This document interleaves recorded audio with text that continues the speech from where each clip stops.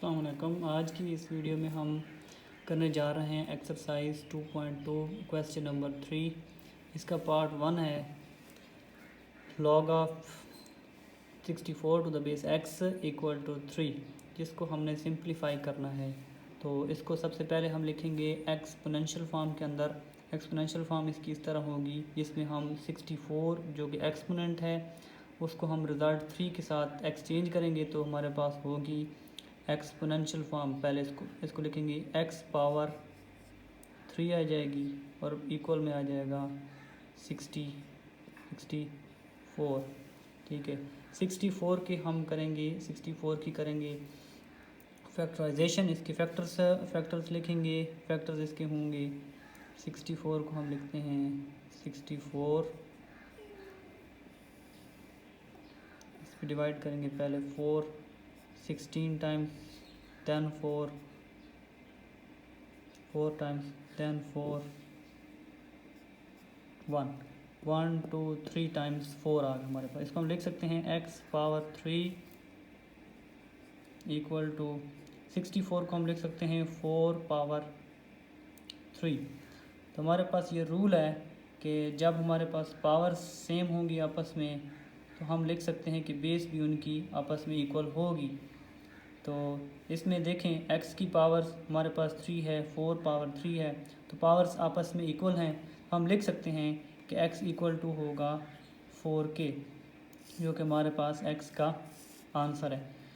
तो दूसरा पार्ट इस पर देखते हैं। दूसरा पार्ट में है log 1 to the base 5 equal to x। इसको एक्सपोनेंशियल फॉर्म में पहले लिखेंगे तो यह आएगा 5 पावर x इक्वल टू में आ गया 1 आ गया।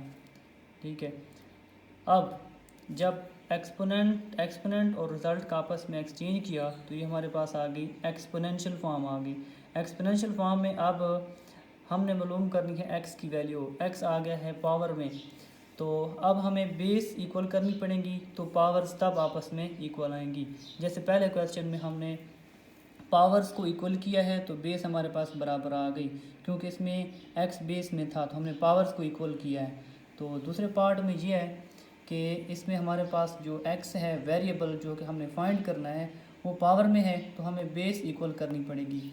तो हम इसको लिख सकते हैं 5 पावर x इक्वल टू 1 को हम लिख सकते हैं 5 पावर 0, क्योंकि किसी भी नंबर की पावर 0 हमारे पास आंसर 1 होता है, तो हम 1 को लिख सकते हैं, किसी भी नंबर की पावर 0 लिख सकते हैं। यहाँ पे हमने 1 को 5 पावर 0 लिखा है ताकि हमारे पास बेस जो है दोनों तरफ वो इक्वल हो जाए और फिर पावर्स आपस में हम लिख सकते हैं इक्वल।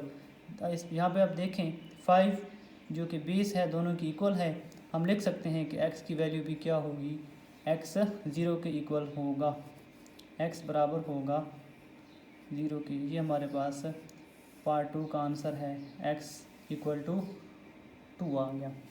थर्ड पार्ट है log 8 to the power to the base x equal to 1 है।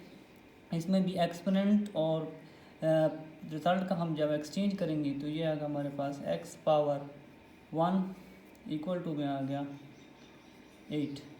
तो इसमें डायरेक्ट हमारे पास x की जो वैल्यू है इसको हम लिख सकते हैं, x पावर 1 को सिंपली x भी लिख सकते हैं, तो x की वैल्यू हमारे पास आ गई है 8, x इक्वल टू 8 हमारे पास आंसर है।